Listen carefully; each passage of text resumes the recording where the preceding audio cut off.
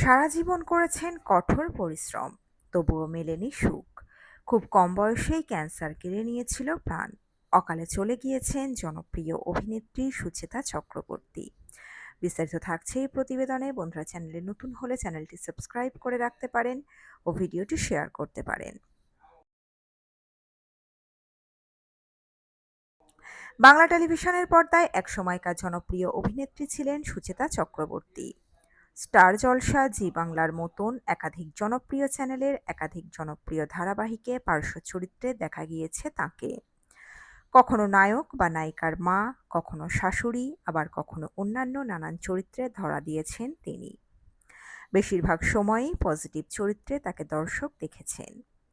তার অভিনয়ের মাধ্যমে তিনি দর্শক মহলে বিপুল ভালোবাসাও পেয়েছেন। আঁচল, সৌভাগ্যবতী, বেনে বউ, জয়া ইত্যাদি একাধিক সিরিয়ালে তিনি অভিনয় করেছেন। তবে আসল ধারাবাহিকে তার অভিনয় আজও ভুলতে পারেনি দর্শক। ওই ধারাবাহিক তাকে বিপুল পরিমাণ জনপ্রিয়তা দিয়েছিল। এছাড়াও বিভিন্ন সাংস্কৃতিক অনুষ্ঠানে তাকে সঞ্চালিকার ভূমিকায় দেখা গিয়েছিল। কর্মজীবনে সাফল্য পেলেও ব্যক্তিগত জীবনে খুব একটা সুখের ছিল না।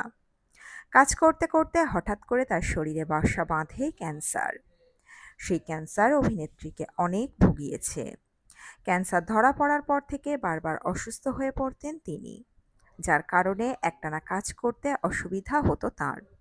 কিন্তু ক্যান্সারকে পাশে রেখে স্ট্রাগল করেছেন। ধারাবাহিকে অভিনয় করতে করতে ক্যান্সারের সাথে লড়াই করেছেন, কিন্তু শেষ রক্ষা হয়নি।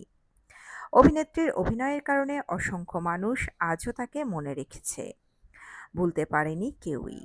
অভিনেত্রীর অভিনীত প্রতিটি ধারাবাহিকে জনপ্রিয়তা পেয়েছিল। শুধুমাত্র অভিনয় বা সঞ্চালিকা হিসাবে নয়, নাচেও সমান পারদর্শী ছিলেন সুচেতা। ধারাবাহিকের পাশাপাশি বেশ কিছু ছবিতেও কাজ করেছিলেন তিনি। 2018 সালে স্বাধীনতা দিবসের রাতে অভিনেত্রীর মৃত্যুর খবর আসে। বাস্তব জীবনে একজন হাসিখুশি মানুষ ছিলেন তিনি। সকলের সঙ্গে ছিল তার সুসম্পর্ক। তাই অভিনেত্রীর মৃত্যুতে শোকাহত হয়ে পড়েছিল তার সহকর্মীরা। কেউই ভাবতে পারেনি এভাবে অকালে তিনি সকলকে ছেড়ে চলে যাবেন। তবে অকালে ক্যান্সার তার প্রাণটা কেড়ে নেয়। দীর্ঘ 8 বছর কেটে গিয়েছে।